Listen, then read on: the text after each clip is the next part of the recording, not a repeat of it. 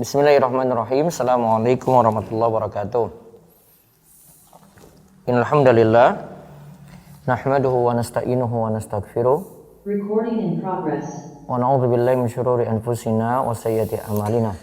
May yahdihillahu fala mudilla lahu wa may yudlil fala hadiyalah. Wa asyhadu an la ilaha illallah wahdahu la syarikalah wa asyhadu anna Muhammadan abduhu wa rasuluh. Allahumma shalli ala nabiyyina Muhammad wa ala alihi wa man tabi'ahum bi ihsan ila yaumiddin. Allahumma inna nas'aluka ilman nafi'a wa rizqan thayyiba wa amalan mutaqabbala. Puji syukur kita panjatkan pada Allah. Salawat serta salam semoga tercurah pada Nabi besar, Nabi agung, Nabi kita Muhammad sallallahu alaihi wasallam. Baik para pemirsa sekalian yang semoga Allah berkahi dan rahmati, baik yang menyaksikan lewat YouTube Rumaiso TV, Facebook dan Instagram yang Abdul Wasikal, serta rekan-rekan yang menyaksikan lewat Zoom Khobar Islam Academy. Pada kesempatan pagi ini kita bersyukur pada Allah atas nikmat dan karunia yang Allah anugerahkan pada kita semuanya. Kita akan belajar secara tuntas mengenai kurban dari buku kami, ini buku saku, belajar kurban sesuai tuntunan Nabi Shallallahu Alaihi Wasallam. Materi ini juga bisa diperoleh di reseller dan agen kami di ruwaifi.store secara gratis, tinggal mengganti ongkos kirim, atau dalam bentuk PDF tersedia di website rumaiso.com. Silahkan dicek dengan kata kunci buku gratis kurban, nanti dapatkan PDF ini. Baik, kita lihat dari pembahasan pengertian kurban dan seterusnya dari halaman pertama di negeri kita. Pengertian kurban. Pengertian kurban. Di negeri kita sudah terbiasa menyebut dengan istilah kurban. Namun dalam kacamata syar'i ada istilah lain lagi, yaitu udhiyah. Istilah udhiyah inilah yang biasa dimaksud untuk kurban menurut pandangan kita. Ya, istilah udhiyah. Ini istilah lain untuk kurban, dan ini yang sering kita dengar dan kita pakai ya di dalam pembahasan kita. Jadi ada istilah udhiyah dan ada istilah kurban. Secara bahasa udhiyah. Secara bahasa udhiyah berarti kambing yang disembelih pada waktu mulai akan siang dan waktu setelah itu. Ada pula yang memaknakan secara bahasa dengan kambing yang disembelih pada Idul Adha. Bentuk jamak plural adalah al-adhahi. Ya, kita lihat udhiyah itu berarti kambingnya. Kambing yang disembelih. Ini secara bahasa ya, kambingnya yang disembelih pada waktu mulai akan siang, yaitu waktu duha, dan waktu setelah itu. Ada pula yang memaknakan udhiyah itu kambing yang disembelih pada Idul Adha. Jadi bisa kita katakan kambing yang disembelih pada waktu duha, bisa juga kita katakan kambing yang disembelih pada Idul Adha. Nah, sehingga itu terkait dengan kata adha di situ. Atau udhiyah itu nanti nyambung dengan kata adha. Nah, bentuk jamaknya adalah al-adhahi. Al-adhahi. Bentuk jamak atau plural itu adalah al-adhahi. Nah, sedangkan menurut istilah syar'i, udhiyah adalah hewan ternak yang disembelih pada hari nahar atau Idul Adha dan hari-hari tasyrik dalam rangka mendekatkan diri kepada Allah dengan syarat-syarat yang khusus. Baik, udhiyah adalah hewan ternak yang disembelih pada hari nahar, itu pada Idul Adha, ditambah dengan hari-hari tasyrik 11, 12, 13 Dzulhijjah. Tujuannya ya, secara istilah ini pengertiannya ada tujuannya di sini dalam rangka mendekatkan diri kepada Allah. Jadi bukan hanya menyembelih biasa, dengan syarat-syarat yang khusus. Ya, dengan syarat-syarat yang khusus. Jadi ada kambing, ada di sini tidak pakai kambing saja tapi hewan ternak. Kalau tadi pengertian secara bahasa itu kambing ya. Kalau di sini hewan ternak. Hewan ternak yang disembelih pada hari nahar, Idul Adha dan hari-hari tasyrik. Tujuannya bukan hanya sekadar untuk dimakan, tapi dalam rangka mendekatkan diri kepada Allah. Lalu nanti ada syarat-syarat khusus yang mesti dipenuhi. Jadi kalau mau dikatakan berkorban itu ada syarat-syaratnya. Nah, sekarang kita lihat pensyariatan kurban. Kurban pada hari nahar atau Idul Adha disyariatkan berdasarkan beberapa dalil. Di antaranya adalah firman Allah, Di antaranya dalil tentang masalah kurban ini, fasholli li rabbika wanhar. Dirikanlah solat dan berkurbanlah atau an-nahr. Al-Kautsar ayat kedua. Terus di antara tafsiran ayat ini adalah Berkurbanlah pada hari raya Idul Adha, Yaumun Nahr. Nah, berkurbanlah pada hari Idul Adha. Fasholli li rabbika wanhar, makna wanhar di situ adalah berkurbanlah pada hari Idul Adha. Berarti fasholli di depannya maknanya adalah lakukanlah salat Idul Adha. Terus Dari hadis terdapat riwayat tafsiran ini tadi diriwayatkan dari Ali bin Abi Thalha, dari Ibnu Abbas juga menjadi pendapat Atha, Mujahid dan jumhur atau mayoritas ulama. Terus dari hadis terdapat riwayat dari Anas bin Malik radhiyallahu anhu, ia berkata, Doha Rasulullah sallallahu alaihi wasallam bi kabshain amlahain aqranain qal ra'aituhu yazbahuhuma biyadihi wa ra'aituhu wadi'an qadamahu ala sifahihima qal wasamma wa kabbara. Rasulullah Shallallahu alaihi wasallam berkurban dengan 2 ekor kambing kibas putih yang telah tumbuh tanduknya. Anas berkata, aku melihat beliau menyembelih 2 ekor kambing tersebut dengan tangan beliau sendiri. Aku melihat beliau menginjak kakinya di pangkal leher kambing itu. Beliau membaca bismillah dan bertakbir.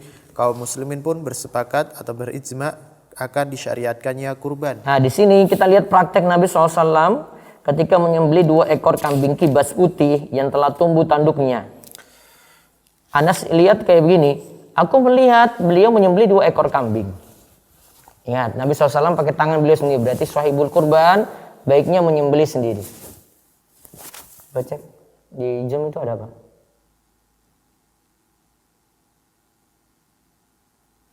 Ya. Sahibul kurban itu hendaklah menyembelih hewan kurbannya sendiri. Di sini dengan 2 ekor kambing tadi, Nabi SAW menyembelih sendiri. Aku melihat, kata Anas, aku melihat beliau menginjak kakinya di pangkal leher kambing itu.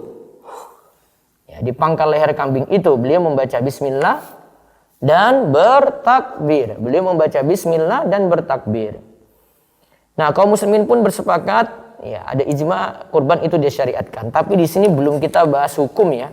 Hukum dari kurban itu apa? Nanti kita akan lihat hukum kurban itu sendiri. Kemudian keutamaan kurban. Tak diragukan lagi, kurban adalah ibadah kepada Allah dan pendekatan diri kepadanya. Kurban juga dilakukan dalam rangka mengikuti ajaran Nabi kita Muhammad sallallahu alaihi wasallam. Kaum muslimin sesudah beliau pun melestarikan ibadah mulia ini. Tidak ragu lagi, ibadah ini adalah bagian dari syariat Islam.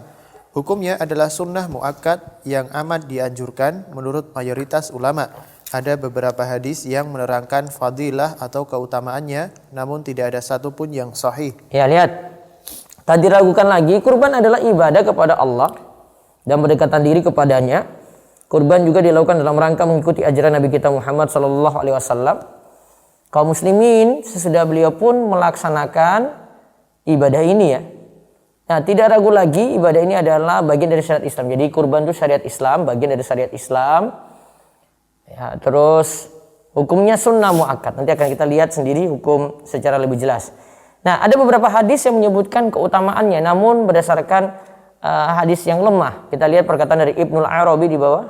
Ibnul Arabi dalam Aridatil Ahwazi berkata, tidak ada hadis sahih yang menerangkan keutamaan kurban. Segelintir orang meriwayatkan beberapa hadis yang ajib atau menakjubkan. Namun sayang hadis tersebut tidaklah sahih. Nah, hadis tersebut tidak sahih kalau membicarakan khusus tentang keutamaan kurban ya. Tapi kalau hadis-hadis umum ada, tapi kalau hadis khusus tidak ada. Adapun hikmah di balik kurban yang pertama. Kurban dilakukan dalam rangka bersyukur kepada Allah atas nikmat hayat atau kehidupan yang diberikan. Nah, mensyukuri nikmat hidup berarti. Yang kedua, kurban dilaksanakan untuk menghidupkan ajaran Nabi Ibrahim Khalilullah atau kekasih Allah, yang ketika itu Allah memerintahkan beliau untuk menyembelih anak tercintanya sebagai tebusan, yaitu Ismail alaihissalam ketika hari An-Nahr atau Idul Adha. Nabi Ibrahim diperintahkan berdasarkan mimpi beliau untuk menyembelih putranya sendiri yang beliau sangat nanti-nanti putranya tersebut. Ya, tapi nanti diganti dengan tebusannya. Tidak jadi menyembelih Ismail, ya, tapi diganti dengan yang lain, dengan hewan yaitu kibas. Nah, terus yang ketiga, Agar setiap mukmin mengingat kesabaran Nabi Ibrahim dan Ismail yang ini membuahkan ketaatan kepada Allah dan kecintaan kepadanya lebih dari diri sendiri dan anak. Pengorbanan seperti inilah yang menyebabkan lepasnya cobaan, sehingga yang sebelumnya akan disembelih adalah Ismail, akhirnya seekor dombalah yang disembelih. Jika setiap mukmin mengingat kisah ini, seharusnya mereka mencontoh dalam bersabar ketika melakukan ketaatan kepada Allah, dan seharusnya mereka mendahulukan kecintaan Allah dari hawa nafsu dan syahwatnya. nah lihat di sini, ini hikmahnya lagi, kita bisa mencontoh kesabaran Nabi Ibrahim dan Ismail. Dan ini bentuk ketaatan kepada Allah dan kecintaan Allah kepada mereka ya. Ya, pengorbanan seperti inilah yang menyebabkan lepasnya cobaan. Jadi mereka mau berkorban seperti itu. Nah, ini lepasnya cobaan. Sehingga yang sebelumnya akan disembelih adalah Ismail, akhirnya seekor dombalah yang disembelih. Jika setiap mukmin mengingat kisah ini, seharusnya mereka bisa mencontoh sikap sabarnya, sikap taatnya gitu. Yakin akan janji Allah, yakin ada yang terbaik di balik ibadah, yakin ada yang terbaik di balik ketaatan kepada Allah. Itu lebih dahulukan daripada ego, daripada hawa nafsu dan seterusnya. Terus hikmah yang keempat, Ibadah kurban lebih baik daripada bersedekah dengan uang yang senilai dengan hewan kurban. ya, Ibnu Qayyim rahimahullah berkata, Penyembelihan yang dilakukan pada waktu mulia lebih afdal daripada sedekah senilai penyembelihan tersebut. Oleh karenanya, jika seseorang bersedekah untuk menggantikan kewajiban penyembelihan pada manasik tamattu dan qiron dalam ibadah haji, meskipun dengan sedekah yang bernilai berlipat ganda, tentu tidak bisa menyamai keutamaan kurban. ibadah kurban lebih baik daripada bersedekah dengan uang yang senilai dengan hewan kurban. Jadi sama-sama sedekah, misalnya 3 juta gitu ya. Kurban tetap lebih utama karena berkaitan dengan waktu. Ya, karena dilaksanakan pada waktu yang mulia, pas juga waktu itu untuk berkurban, maka pahalanya tentu lebih besar daripada sedekah yang senilai dengan kurban. Nah, terus berikutnya lagi, Kurban dilakukan untuk meraih takwa. Yang ingin dicapai dari ibadah kurban adalah keikhlasan dan ketakwaan Allah. Allah dan berfirman, ketakwaan, titik. Allah berfirman, la yanalallahu luhumuha wala dima'uha walakin yanaluhu taqwa minkum. daging-daging unta dan darahnya itu sekali-kali tidak dapat mencapai keridhaan Allah, tetapi ketakwaan dari kamulah yang dapat mencapainya. Nah, lihat di sini tujuan dari kurban lagi adalah, atau hikmahnya adalah untuk menggapai keikhlasan dan ketakwaan. Tadi Allah sebutkan di sini, la yanalallahu luhumuha wala dima'uha walakin yanaluhu taqwa minkum. Ya, daging-daging unta dan darahnya itu sekali-kali tidak dapat mencapai keridhaan Allah, tetapi ketakwaan dari kamulah yang dapat mencapainya. Surat Al-Hajj ayat ke-37. Nah, sekarang kita lihat hukum kurban di halaman ke-11. Hukum kurban adalah sunnah menurut pendapat jumhur atau mayoritas ulama. Di antara dalil-dalil yang mendukung disebutkan di bawah ini. Dari Ummu Salamah, Nabi Shallallahu Alaihi Wasallam bersabda, "Idza dakhalatil asyru wa arada ahadukum ayudhhiya fala yamassa min sya'arihi wa basyarihi syai'un."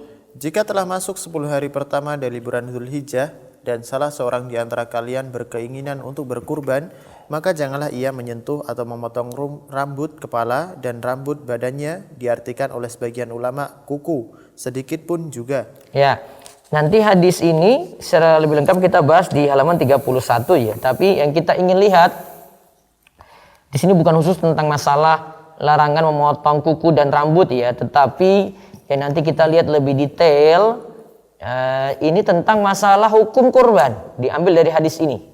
Coba kita lihat apa perkataan dari Imam Syafi'i halaman 12. Imam Syafi'i rahimahullah berkata, dalam hadis ini adalah dalil bahwasannya hukum kurban tidaklah wajib, karena Rasulullah Shallallahu Alaihi Wasallam bersabda, jika kalian ingin menyembelih kurban, seandainya menyembelih kurban itu wajib, beliau akan bersabda, janganlah memotong rambut badannya hingga ia berkurban tanpa didahului dengan kata-kata jika kalian ingin. Iya, kata-kata jika kalian ingin, ingat ya, jika kalian ingin menunjukkan ya, kalau ingin ya silahkan berkurban, kalau tidak ingin juga nggak apa-apa, berarti tidak wajib. Karena ada kata idza di situ. Nah, adapun nanti mau masuk awal Dzulhijjah ada larangan potong kuku dan potong rambut, yaitu sejak tanggal 1 kemarin. yaitu satu pada waktu maghrib ya, tadi malam ya. Pada waktu maghribnya sudah tidak boleh potong kuku, potong rambut, hanya boleh sebelumnya berarti. Sekarang kita lihat syarat berkurban. Kita lihat syarat berkurban. Pertama, Muslim.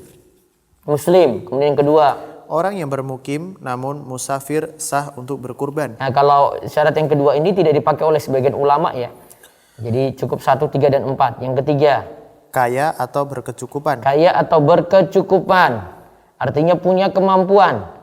Kata para ulama, penjelasan dari Profesor Dr. Muhammad Az-Zuhaili, disebut mampu di sini punya kelebihan rizki untuk nafkah diri dan keluarga pada hari Idul Adha dan hari-hari tasyrik. Jadi kalau dia punya kelebihan rizki pada ini selain nafkah ya, nafkah untuk diri sendiri dan keluarga pada Idul Adha dan hari-hari tasyrik, maka dia dianjurkan untuk berkurban. Nah, terus yang keempat, Telah balik atau dewasa dan berakal. telah balik atau dewasa dan berakal. Maka yang suruh berkurban yang balik, bukan anak-anak. Sebagian orang tua itu kasih nama anaknya, baiknya tidak gitu. Baiknya tetap yang dewasa gitu, karena di sini syarat berkurban itu orang dewasa. Ya, bukan anak-anak di sini ya. Dan di sini juga berakal. Nah, itu syarat berkurbannya ya, Muslim. Yang kedua itu kaya atau berkecukupan, tadi punya kemampuan berarti ya. Terus yang ketiga itu telah balik dan berakal. Sekarang kita masuk ke ketentuan hewan kurban. Hewan yang digunakan untuk sembelihan kurban adalah unta, sapi, dan kambing. Bahkan Unta, sapi, dan kambing ya. Sapi ini nanti sama juga dengan kerbau. Ya. Terus Bahkan para ulama berijma atau bersepakat bahwa tidak sah apabila seseorang melakukan sembelihan dengan selain binatang ternak tadi. nah, tidak sah dengan menggunakan selain unta, sapi, dan kambing. Dengan ayam nggak bisa, dengan bebek nggak bisa, walaupun jumlahnya banyak. Ya, di sini spesifik ya, 3 hewan ini untuk kurban. Ingat, spesifik 3 hewan ini untuk kurban. Terus ketentuan kurban kambing. Seekor kambing hanya untuk kurban 1 orang dan boleh pahalanya diniatkan untuk seluruh anggota keluarga meskipun jumlahnya banyak. Bahkan bisa termasuk yang sudah meninggal dunia. Ya, dia seekor kambing itu untuk kurban 1 orang. Ya, untuk kurban 1 orang dan boleh pahalanya diniatkan untuk seluruh anggota keluarga. Biayanya dari 1 orang, namun pahalanya boleh untuk 1 keluarga meskipun jumlahnya banyak. Jumlahnya banyak, ada 20 dalam 1 rumah misalnya. Atau bisa termasuk juga yang sudah meninggal dunia.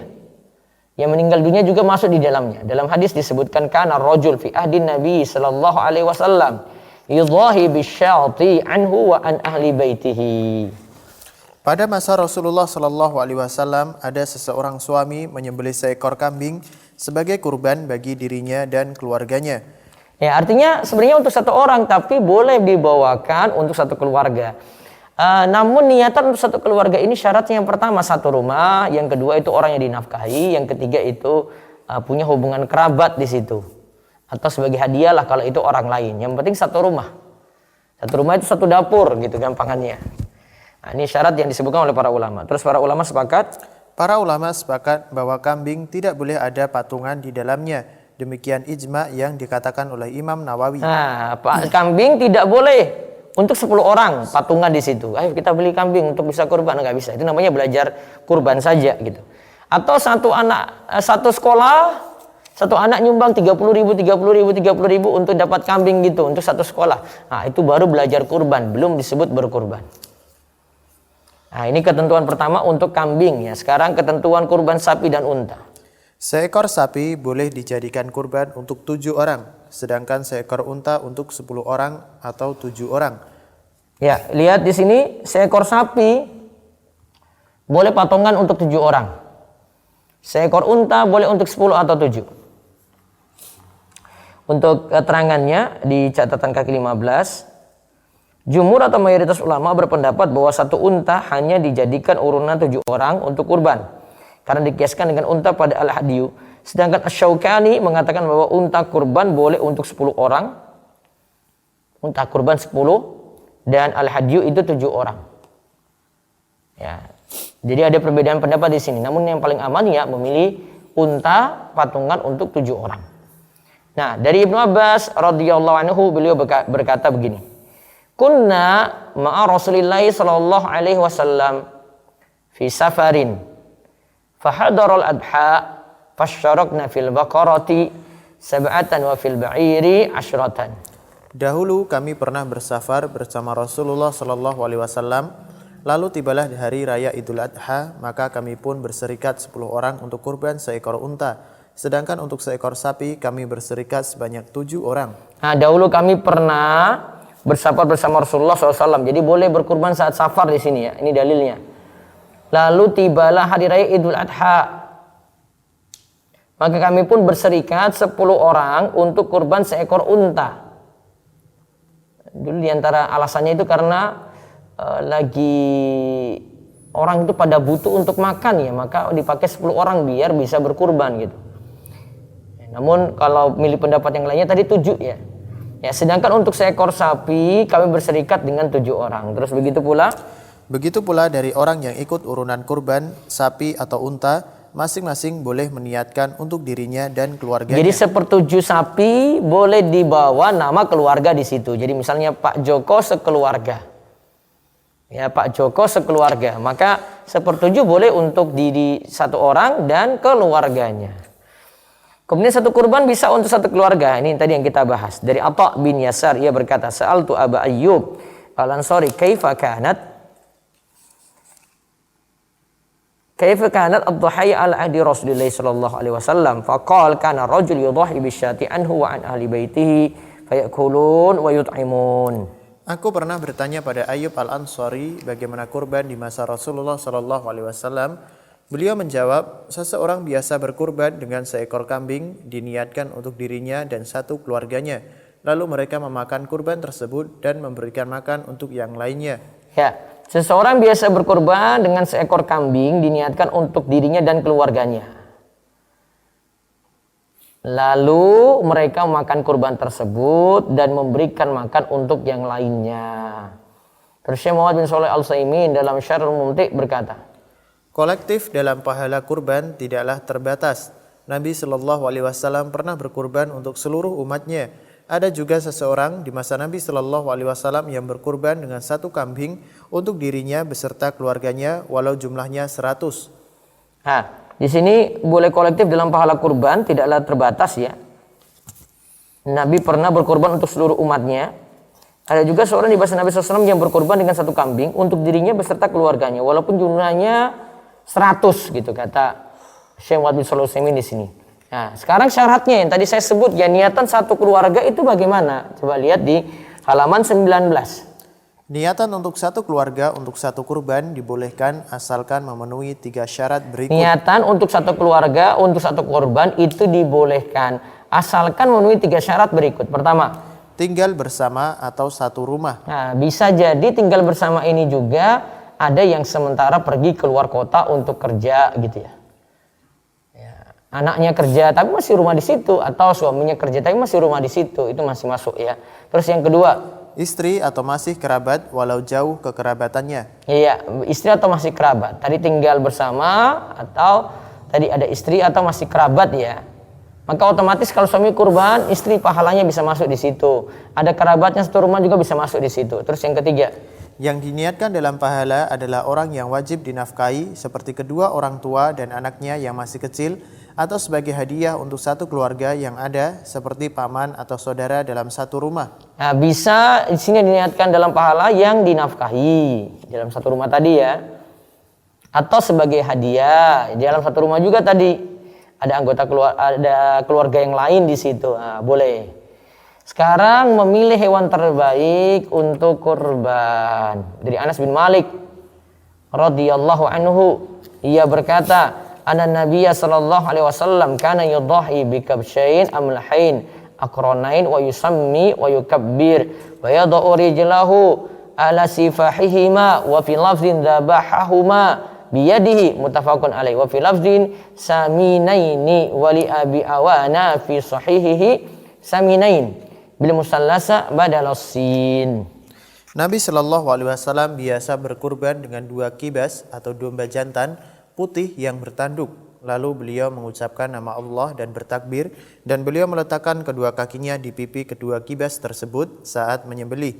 Dalam lafaz lain disebutkan bahwa beliau menyembelihnya dengan tangannya, muttafaqun alaih. Dalam lafaz lain disebutkan saminain, artinya 2 kibas gemuk. Dalam lafaz Abu Awanah dalam kitab sahihnya dengan lafaz saminain, artinya kibas yang istimewa atau berharga.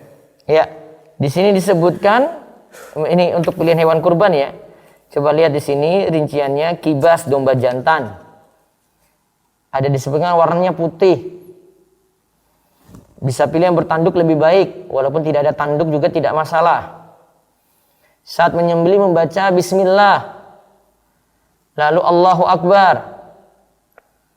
Terus ketika menyembelih meletakkan kedua kaki di pipi kedua kibas tersebut. Terus dalam lafaz lain disebutkan beliau menyembelihnya dengan tangannya. Berarti sahibul kurban menyembelih sendiri lebih afdal. Dalam lafaz lainnya lagi disebutkan saminain, artinya 2 kibas gemuk. Atau saminain, atau kibas yang istimewa harganya. Jika kita lihat di sini hadis dari Aisyah radhiyallahu anha, ia berkata, "Amara bika bishin akron, yata'u fi sawadin, wa yabruku fi sawadin, wa yanzuru fi sawadin liyudhhiya bihi." Nabi pernah memerintahkan agar diambilkan kibas atau domba jantan bertanduk, kuku dan perutnya hitam dan sekeliling matanya hitam. Lalu kibas tersebut dibawa ke hadapan beliau Shallallahu Alaihi Wasallam untuk dijadikan kurban. Ya, Nabi pernah memerintahkan agar diambilkan kibas. Di sini bertanduk, nah, kuku dan perutnya hitam. Nah, kalau bisa dicari seperti itu ciri-cirinya. Sekeliling matanya hitam. Ya. Lalu kibas tersebut dibawa ke hadapan beliau untuk dijadikan kurban. Terus dari 2 hadis di atas. Dari 2 hadis di atas, ciri-ciri hewan yang terbaik untuk kurban adalah gemuk, warna putih atau warna putih lebih mayoritas, berharga, bertanduk, jantan, berkuku dan berperut hitam, dan sekeliling mata hitam. Nah, kalau mau untuk kurban itu milih ciri-ciri ini kalau bisa saja ya. Yang pertama gemuk. Nah, kalau gemuk berarti harganya lebih mahal. Yang kedua warnanya putih atau mayoritas putih. Yang ketiga berharga. Ya, artinya makin mahal makin bagus. Yang keempat bertanduk. Ya, yang kelima jantan tapi pakai betina masih boleh. Yang keenam berkuku dan berperut hitam. Ya, kalau bisa gitu. Kalau enggak juga enggak apa-apa. Terus sekeliling matanya hitam. Terus namun berkurban dengan hewan yang tidak bertanduk pun tetap sah. Begitu pula berkurban dengan hewan betina pun tetap sah. Iya, sekarang lihat ketentuan umurnya. Kalau tadi dengan tidak bertanduk tetap sah, dengan hewan betina juga tetap sah. Lihat ya di tabel ya. Ketentuan umur hewan kurban. Ada di sini untuk unta ketentuan umur minimal 5 tahun. Untuk sapi ketentuan umur minimal 2 tahun. Untuk kambing ketentuan umur minimal 1 tahun. Untuk domba ketentuan umur minimal 6 bulan. Nah, sekarang kita lihat cacat hewan kurban yang membuat tidak sah. Kalau tadi kan ketentuan hewan yang terbaik. Nah, kita hindari cacat di sini. Ada yang membuat tidak sah dan ada yang cuma sekadar hukumnya makruh. Kita lihat yang tidak sah di sini dari Al-Bara' bin Azib radhiyallahu anhu, ia berkata, qama fina Rasulullah sallallahu alaihi wasallam faqal arba'un la tajuzu fid duhaya al-awra al-bayyin awaruha wal maridatu al-bayyinu maraduha wal arja'u al-bayyinu dhal'uha wal kasiratu allati la tunqi. Rasulullah Shallallahu Alaihi Wasallam pernah berdiri di tengah-tengah kami dan berkata, ada 4 cacat yang tidak dibolehkan pada hewan kurban. 1. Buta sebelah dan jelas sekali kebutaannya. 2. Sakit dan tampak jelas sakitnya. 3. Pincang dan tampak jelas pincangnya. Dan 4, sangat kurus sampai-sampai tidak punya sumsum tulang. Ya, lihat ya, yang pertama buta sebelah. Tidak sah berarti ya. Apalagi kalau buta dua-duanya. Yang kedua sakit dan tampak jelas sakitnya. Yang ketiga pincang dan tampak jelas pincangnya. Yang keempat sangat kurus sampai-sampai tidak punya sumsum tulang. Terus cacat hewan kurban yang makruh. Coba kita lihat cacat hewan kurban yang makruh. Cacat yang makruh tetap harus dihindari demi semakin menyempurnakan taqarrub atau pendekatan diri kepada Allah. Ya, dari Ali bin Abi Thalib radhiyallahu anhu, ia berkata, amarona Rasulullah sallallahu alaihi wasallam an nastashrifal aina wal udhuna wala nudhahi bi awra'a wala muqabalatin wala mudabaratin wala kharma wala sarma. Rasulullah Shallallahu Alaihi Wasallam telah memerintahkan kepada kami supaya memperhatikan mata dan telinga hewan kurban, agar jangan sampai yang jadi hewan kurban adalah yang buta sebelah, jangan sampai yang jadi hewan kurban adalah muqabalah yang terpotong telinganya dari depan, atau pula mudabarah yang terpotong telinganya dari belakang. Atau jangan sampai telinganya berlubang, dan jangan pula gigi depannya ompong. Nah, tadi disebutkan ada cacat yang tidak sah. Namun ada cacat selanjutnya disebutkan telinganya terpotong dari depan atau dari belakang. Ada yang telinganya berlubang, ada juga jangan pula gigi depannya itu ompong. Intinya segala hal yang tidak mempengaruhi pada turunnya kualitas daging tetap membuat kurbannya sah. Nah, tadi kan gigi ompong tidak mempengaruhi pada kualitas daging kan, telinga yang terpotong juga tidak ya, tidak mempengaruhi kualitas daging ya, kuantitasnya tetap banyak gitu ya. Dan kualitasnya juga tidak berpengaruh, sehingga cacat yang masih dimakruhkan adalah, cacat yang masih dimakruhkan itu adalah satu, sebagian atau keseluruhan telinganya terpotong. Nah, sebagian atau seluruh telinganya terpotong ya. Ini masih makruh. Yang kedua, tanduknya pecah atau patah. Ya, tanduknya pecah atau patah, tapi kalau dijadikan hewan sembelihan tetap sah. Ketiga, ekor terputus atau sebagiannya terputus. Ekor terputus atau sebagiannya terputus.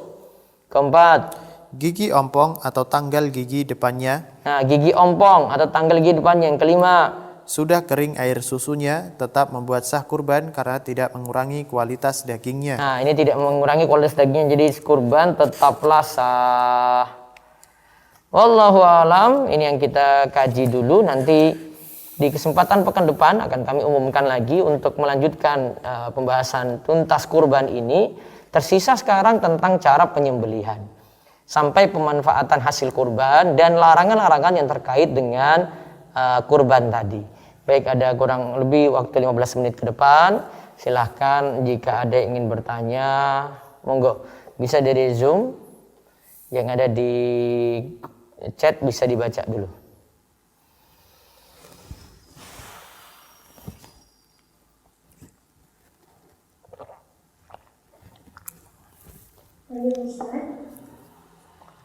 Ya, silakan yang di chat, monggo.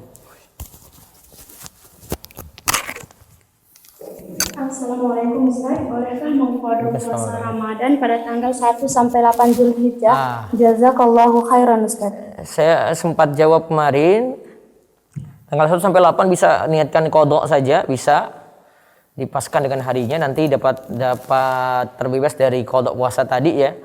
Sedangkan tanggal 9 Zulhijjahnya pas hari Arafah, bisa puasa Arafah saja gitu, tidak kodok, tidak digabung. Tapi yang hari sebelumnya bisa gunakan untuk kodok, mumpung hari yang utama untuk berpuasa juga. Tapi tanggal 9 Zulhijjah tetap niatan pokoknya puasa Arafah.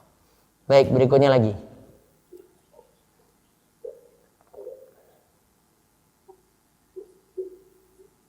Silakan lagi yang di chat, monggo.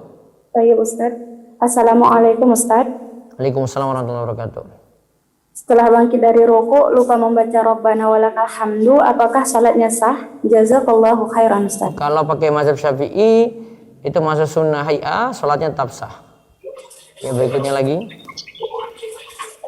Assalamualaikum Ustaz. Assalamualaikum warahmatullahi wabarakatuh. Ana mau tanya, apakah boleh berhutang untuk berkurban?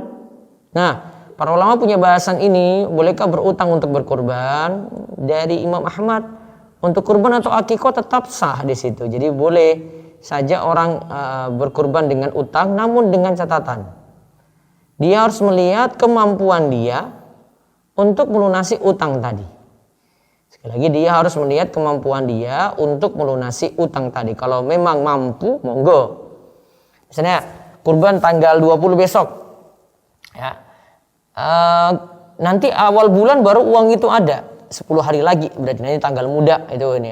Dia pinjam dulu tanggal muda, langsung dia mau kembalikan utang tadi. Kalau memang punya kemampuan dan amanat di situ, nggak apa-apa.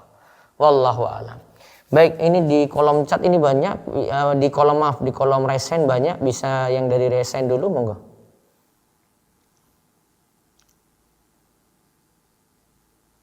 Silakan yang di resen, silakan.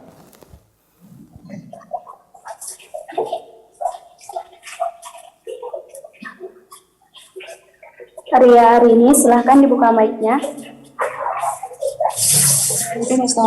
Assalamualaikum. Waalaikumsalam warahmatullahi wabarakatuh. Silakan. Ustadz, tadi saya kelewat itu yang tentang penjelasan. Saya kan tiap tahun Ya. Gimana katanya tidak usah kurban atas nama anak. Coba mohon dijelaskan lagi. Tadi kan 3 syarat, Bu. Syarat berkurban 1 muslim, 2 itu mampu, kemudian yang ketiga yang berkurban itu dewasa dan berakal, Bu. Balik dan berakal. Iya. Tadi kelewat Pak Ustadz, maaf. Saya dengerinnya. Iya. Gitu. Jazakallahu khairan. Pasti. Baik, berikutnya lagi silakan yang di raise hand. Nah, Ustaz. Assalamualaikum Ustaz. Waalaikumsalam warahmatullahi wabarakatuh. Silakan. Yang kurban itu kan kalau nggak salah saya pernah baca afdalnya itu di lingkungan rumah sendiri ya Ustaz. Ya, karena bisa dilihat sendiri seperti Nabi tadi kan, lihat sendiri, kemudian nyembelih sendiri. Ya, betul. Nah, tapi kalau misalkan kayak lihat kondisi keadaan di rumah di lingkungan rumah itu kan mampu semuanya gitu Ustaz. Terus kalau misalkan kita pindahkan ke lingkungan-lingkungan yang kurang untuk menerima kurban itu bagaimana Ustaz? Diperbolehkan apa tidak atau tetap lebih afdalnya di lingkungan rumah Ustaz? Dibolehkan. Kalau memang sudah melimpah di situ dan dagingnya sudah cukup, sudah sangat-sangat banyak, boleh dipindahkan ke daerah lain. Nah, Ustaz, jazakallahu khairan Ustaz jawabannya. Saya boleh. Assalamualaikum warahmatullahi wabarakatuh. Ustaz, saya mau tanya, saya niat kurban atas diri sendiri dan keluarga yang sudah wafat, dan keluarga yang sudah wafat dan yang masih hidup. Itu diniatkan saja, cukup diniatkan saja, atau kita harus jaharkan pada si yang penyembelihnya gitu? Diniatkan saja bisa, sampaikan juga boleh. Oh gitu ya. Tapi atas nama siapa kurban ini? Atas nama diri sendiri dan keluarga. Tidak usah disebutkan yang sudah meninggal juga. Oh, sudah otomatis itu. Oke. Iya. Jadi atas nama diri sendiri aja yang dijaharkan, tapi diniatkannya untuk keluarga. Iya. Jazakallah Ustaz. Ya, baik, nanti admin bisa ini pilih lagi, silakan yang resen monggo. Kepada Ummu Raisa, Ustaz Doli. Ya, Ummu Raisa silakan. Assalamualaikum warahmatullahi wabarakatuh, Ustaz. Ya, waalaikumsalam warahmatullahi wabarakatuh. Ustaz, itu kan kalau kurban itu kan aslinya itu kita sembelih sendiri ya. Tapi misalkan untuk yang sapi 7 orang itu gimana Ustaz? Kalau bisa yang sahibul kurbannya, pilih saja salah satu dari yang 7 yang beli. Gak mesti 7-7-nya gantian gitu, enggak. Baik. Satu lagi Ustaz. Ya. Ini kan misalkan kan berencana kurban gitu ya. Tapi kan bertepatan dengan kayak seperti bayar sekolah, daftar ulang lah, pesantren lah, yang ada di SD juga lah, maksudnya gitu. Cuman kan karena ada PPKM kayak gini kan dimundurkan lagi ya, maksudnya gitu. Itu afdolnya itu kita kurban dulu apa itu bayar itu dulu Ustaz? Afdolnya apa? Kita bayar kurban dulu atau kita bayar yang sekolah dulu gitu? Yang wajib yang mana? Kalau yang sekolah itu kan diundur karena PPKM gini Ustadz. Maksudnya kan waktunya lebih mundur lagi gitu. Yang mendesak yang mana, Bu? Yang mendesak kan karena ini berdekatan dengan Idul Kurban, maksudnya itu kan kurban dulu maksudnya. Seandainya ketika pilih kurban, nanti masih cukup nggak biayai untuk biaya anak sekolah? Oh, nah, gitu ya Ustaz. Iya, kalau tidak cukup ya ngapain dahulukan yang sunnah? Iya, betul. Nah, daripada salahkan diri ya. Iya. Jazakallah khairan Ustaz. Assalamualaikum. Waalaikumsalam warahmatullahi wabarakatuh.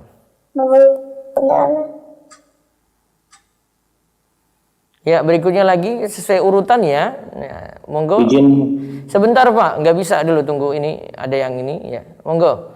Dari kohos silakan pilih dari atas dulu. Bapak Abdul Fadlan, tafadhol. Boleh dibuka mic-nya Bapak? Baik, Assalamualaikum Ustadz. Ya, waalaikumsalam warahmatullahi wabarakatuh. Mau nanya tentang pembagian hewan kurban. Kalau kita misal berkurban, itu kan ada pembagian sepertiga ya Ustadz ya. Itu seperti apa ya? Ketentuan itu tidak baku. Seandainya dari sahibul kurban tidak ambil sama sekali pun boleh, atau dia ngambil sedikit pun boleh. Akhirnya sepertiga tadi kan tidak terpenuhi itu. Nah, tapi pada umumnya kan di tempat anak ini kita hanya mendapat misalnya kaki kanan satu aja, sisanya dibagikan. Itu afdol nggak kira-kira Ustaz? Afdol juga. Afdol ya. Ketentuan itu tidak baku karena hadisnya juga tidak kuat.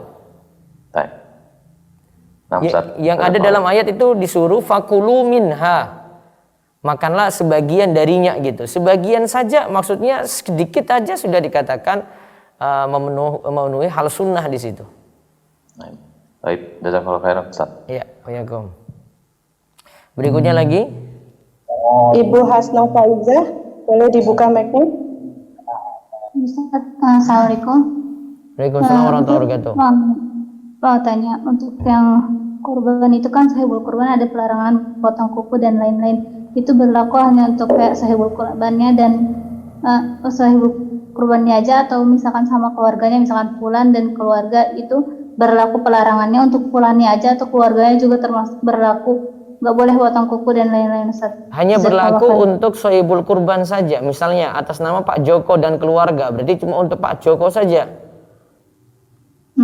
Istri dan anak tidak berlaku. Panitia kurban juga tidak berlaku kalau dia cuma untuk wakilkan saja. Baik, jazakallah khair. Iya, Kom. Berikutnya lagi silakan. Ibu Aida Hanum, tafadholi, boleh dibuka mic-nya? Assalamualaikum warahmatullahi wabarakatuh, Ustaz. Waalaikumsalam warahmatullahi wabarakatuh. Tadi kan yang dapat pahalanya kan keluarga yang dinafkahi dan satu rumah, ya satu rumah, istri atau kerabat, terus yang dinafkahi atau yang di dalam rangka beri hadiah boleh, walaupun bukan dinafkahi. Yang satu rumah, Ustaz, yang tidak satu rumah dan kita menafkahinya tidak sepenuhnya nafkah dia, Ustaz. Misalnya sepertiganya atau setengahnya dari nafkah dia. Apakah dapat juga pahalanya, Ustaz? Satu rumah atau tidak?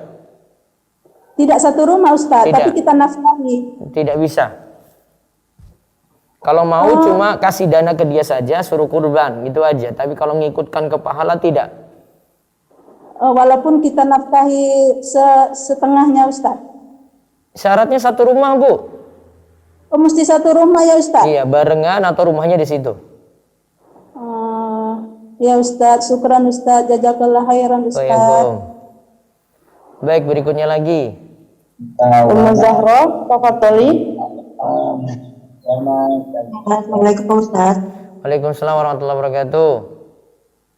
Afwan kalau tadi terlambat masuknya Ustaz. Mau nanya itu, kalau hari ini kan saya nggak puasa nih Ustaz. Kalau puasanya nanti mulai besok, terus kalau bolong-bolong itu nggak apa-apa. Untuk puasa Zulhijjah boleh? Boleh. Namanya saya puasa sunnah, Bu. Puasa sunnah terserah Ibu. Nggak ada ketentuan ketat banget gitu, kecuali wajib, Bu. Oh iya, baik-baik. Kalau hadis tentang puasa di tanggal 8 Zulhijjah itu benar nggak ya Ustadz? Kalau dibolehkannya boleh karena itu masuk awal Zulhijjah. Namun kalau nganggapnya itu hari tarwiyah karena hadis khusus hari tarwiyah, hadisnya lemah, dhaif.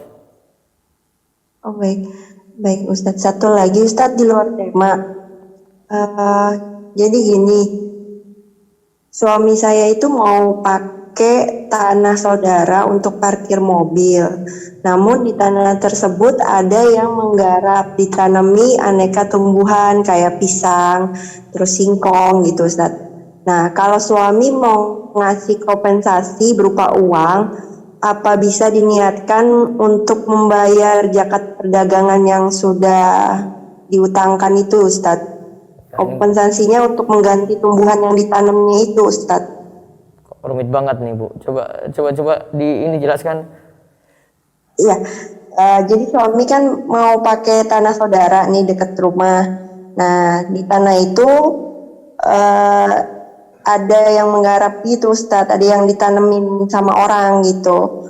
Orang yang punya orang siapa? Orang mana ini? Orangnya ngosongin tanamannya itu, boleh nggak diniatkan untuk zakat perdagangan Ustaz? Masukin di zakat penghasilan saja, penghasilan ibu, nggak usah di perdagangan. Oh gitu, baik Ustaz kalau gitu. Ya jazakallahu khairan Ustaz. Assalamualaikum. Waalaikumsalam. Baik, berikutnya lagi silakan. Kepada Karizat, boleh dibuka mic-nya. Karizat, Ustaz mau tanya. Ya silakan Om. Untuk sohibul kurban itu wajib nggak sih Ustaz melakukan puasa Zulhijjah? Sohibul kurban itu diwajibkan tidak untuk melakukan puasa yang Zulhijjah itu Ustaz? Kurban saja tidak wajib Bu, puasanya apalagi gitu. Kurban saja tidak wajib, apalagi puasanya gitu. Sama ini Ustaz, kan berarti puasa Zulhijjah itu boleh bebas ya Ustaz, boleh 3 hari doang, itu nggak apa-apa Ustaz? Boleh milih puasa Arafah saja boleh. Berarti nggak mesti full 9 hari nggak apa-apa ya Ustaz ya? Nggak apa-apa. Oh, ya. Nah, terima kasih Ustaz. Silakan berikutnya lagi. Ummu Alisa, tafadholi, boleh dibuka mic-nya? Terima kasih. Assalamualaikum Ustadz, izin bertanya. Assalamualaikum.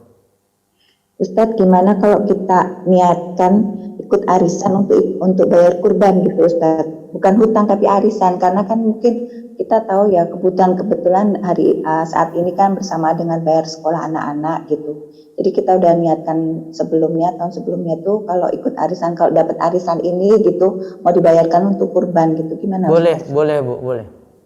Oh gitu. Iya. Satu lagi Ustadz. Iya. Misalnya kita kurban kan nggak di tempat kita tinggal, karena kan di tempat kita sudah berlimpah dagingnya. Jadi kita ikut ke ini lembaga kurban yang lain gitu Ustadz. Tapi karena kita tinggal di situ ada jemaah untuk kurban gitu di masjid itu, terus kita dapat pembagian dagingnya gitu Ustadz. Apa boleh kita makan atau boleh, itu cuma sedekah untuk ibu, boleh ibu makan, hadiah untuk ibu boleh. Oh gitu. Tapi kalau dikasihkan ke orang lain juga nggak apa-apa ya Ustadz? Iya, nggak wajib. Nggak apa-apa. Oh gitu. Ya terima kasih Ustadz, jazakallahu khairan. Ya, Assalamualaikum. Waalaikumsalam warahmatullahi wabarakatuh. Ya berikutnya lagi silakan di resen. Ukti Cici, boleh dibuka mic-nya? Ukti Cici. Iya. Baik, Bapak Ilham Kamil, boleh dibuka mic-nya? Assalamualaikum. Waalaikumsalam warahmatullahi wabarakatuh. Ustadz, Afwan, tadi kan Ustadz menjelaskan kalau yang satu rumah itu termasuk satu dapur. Nah, bagaimana kalau tinggal satu rumah, namun dapurnya berbeda? Apa masih dihitung satu rumah? Baiknya sendiri-sendiri. Baiknya sendiri-sendiri ya? Iya. Jazakallah khairan Ustadz. Ya, berikutnya lagi silakan. Bapak Ilham Kamil, boleh dibuka mic-nya? Baik. Assalamualaikum Ustadz, Afwan izin bertanya terkait larangan potong rambut dan potong kuku Ustadz. Kalau saya baca di bawah ini di halaman 28-29 ini ulama berbeda pendapat ya Ustaz terkait hukum larangan itu ya Ustaz. Iya. Tapi untuk makruh tanzis ini maksudnya apa ya Ustaz? Makruh tanzis sama dengan makruh. Oh baik. Kalau untuk yang mengharamkan ini kan di sini ada referensinya ya Ustaz ya. Sahih Muslim di 13127 ini boleh ini nggak Ustaz? Disebutkan Ustaz. Di halaman 29 Ustaz, afwan.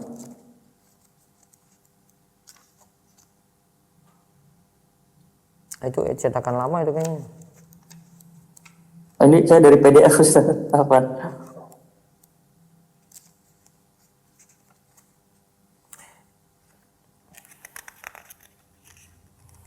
Disebutkan ulama yang berpendapat haramnya memotong kuku dan rambut bagi yang berkurban berdalil dengan hadis ini. Ya hadisnya sama. Yang ditanyakan apa? Hadisnya yang mana Ustaz? Afwan Ustaz. Hadisnya di atas itu yang dari Ummu Salamah itu. Oh baik.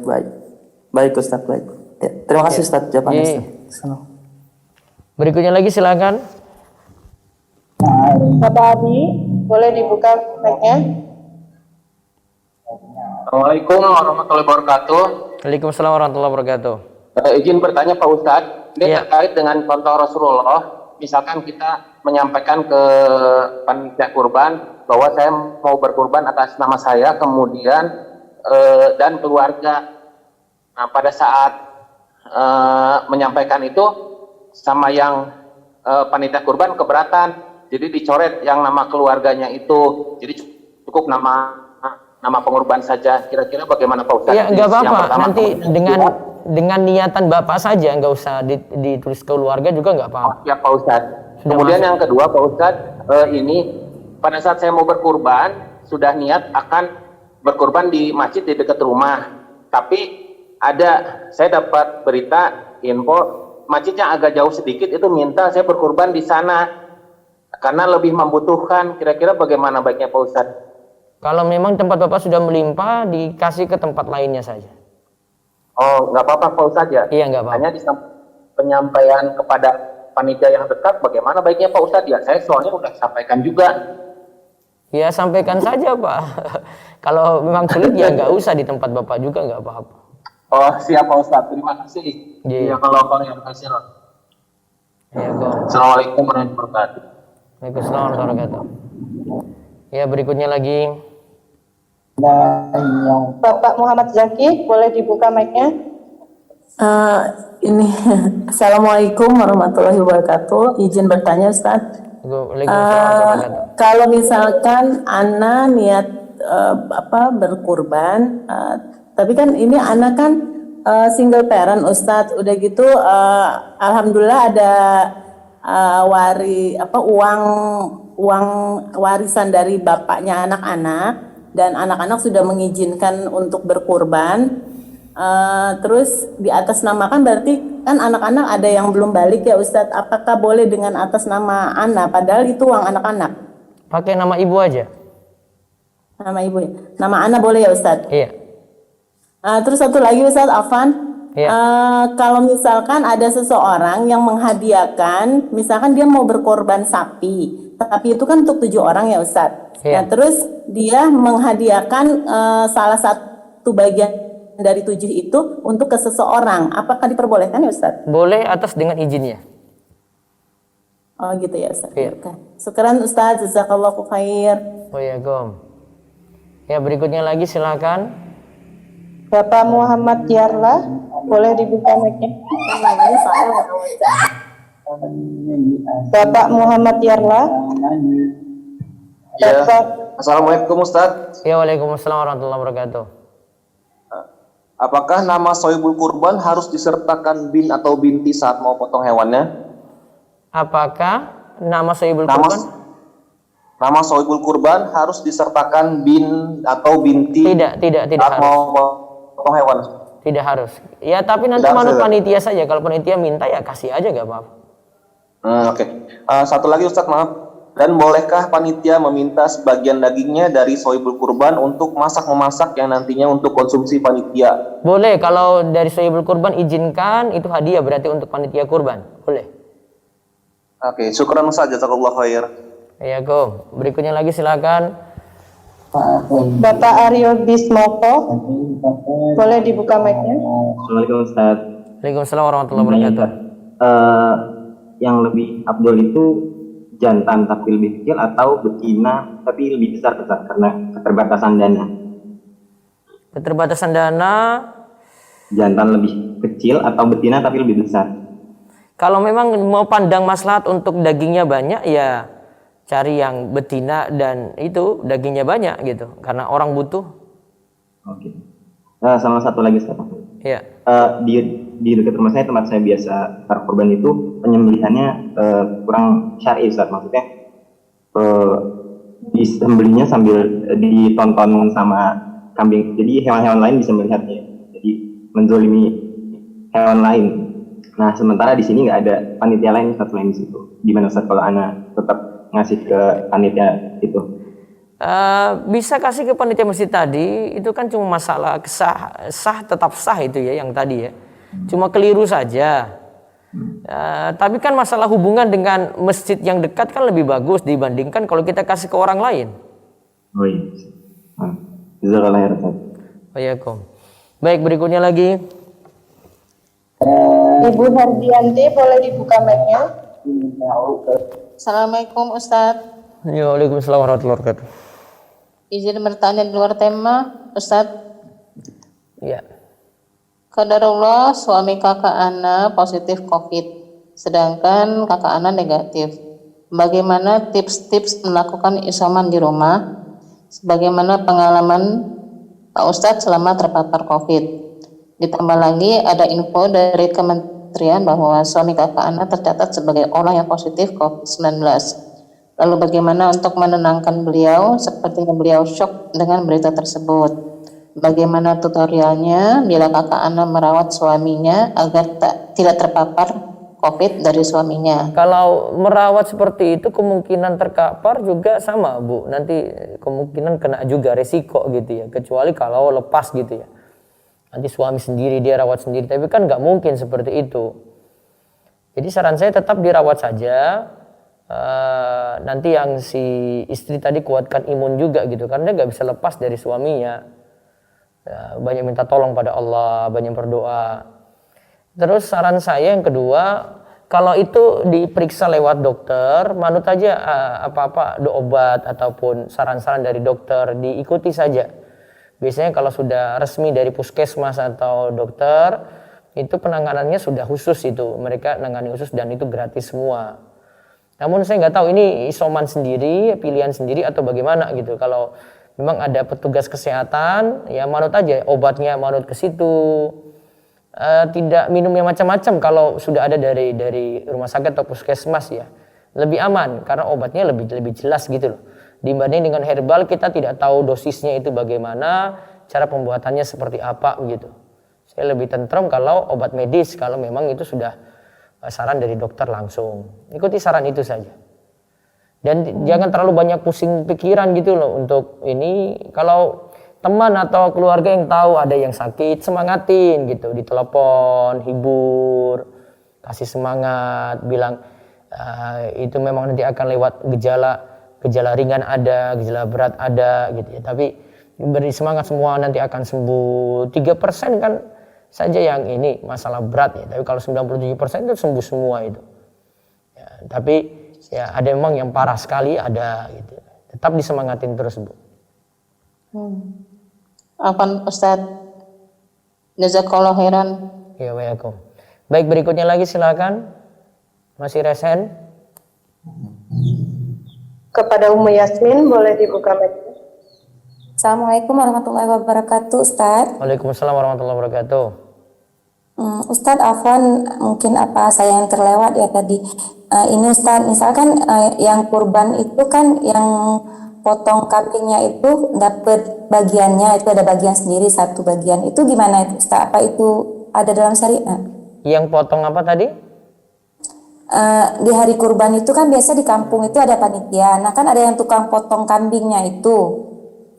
Kalau tukang potong kambing itu dia diupahin dari hasil kurban nggak boleh. Upah dari hasil kurban murni nggak boleh. Kalau bisa dia dikasih uang saja. Jadi gini Ustadz, bukan yang saya tahu ya di kampung saya dulu, dia bukan diupahin, hanya kan karena tidak semua orang bisa memotong sapi atau kambing kurbannya sendiri. Jadi di kampung itu kebetulan orang tua saya almarhum itu pernah jadi yang potong kambing kurban itu. Nah, saat pembagian itu dibagi satu bagian untuk beliau gitu, katanya ini karena beliau, tapi bukan sebagai upah sih dianggap, cuma karena beliau yang ini jadi dapat bagiannya. Itu bagaimana Ustaz? Ada dapat uang nggak selain dapat daging itu, dapat bagian itu? Tidak. Nggak boleh. Nggak boleh. Terus ini kan udah lewat Ustaz, bapak saya udah almarhum. Untuk menggantikan itu kami keluarga harus bagaimana Ustaz? Tidak perlu diganti, sudah banyak doakan saja atas kekeliruan itu. Oh iya Ustaz, baik. Jazakallah khair Ustaz. Iya Kom. Baik, yang belum saja ya silakan bertanya ya, yang belum, dan bertanya seputar kurban dulu. Waktu terbatas sekali. Ya, bisa. Kepada Ibu Halimah, ya. Boleh dibuka mic-nya? Ibu Halimah.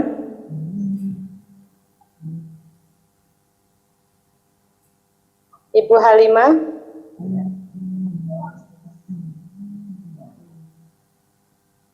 Tidak dijawab, Ustaz? Satu lagi itu Kartika apa ya? Kariska. Afwan Ustadz, boleh nanya lagi, tadi ketinggalan Ustadz seputar kurban. Ya, Afwan Ustadz, tadi kan sempat dibilang Ustadz kalau yang kurban itu yang satu rumah sama yang dinafkahi ya Ustadz ya? Iya. Nah kalau misalkan nih Ustadz, Ana sebagai anak, Ana masih dinafkahi sama orang tua Ana, tapi Ana punya tabungan dari penghasilan Ana, itu boleh nggak Ana berkurban untuk diri Ana sendiri tapi diniatkan juga untuk orang tua? Meskipun Ana nggak 100% menafkahi atas ini aja, atas nama jenengan, terus nanti orang tua ikut di situ satu rumah. Oh, berarti poinnya itu yang penting satu rumah gitu ya Ustadz? Iya. Meskipun Ana masih di posisi Ana yang dinafkahi itu nggak apa-apa ya Ustadz ya? Oke Ustadz, terima kasih Ustadz. Syukron. Baik, demikian untuk kajian kita pagi ini. Insyaallah pada pekan depan saya rampungkan 2 buku lagi ya, nanti tunggu infonya. Kurban maupun amalan awal Dzulhijjah, masih ada puasa Arafah dan hari-hari tasyrik serta Idul Adha yang nanti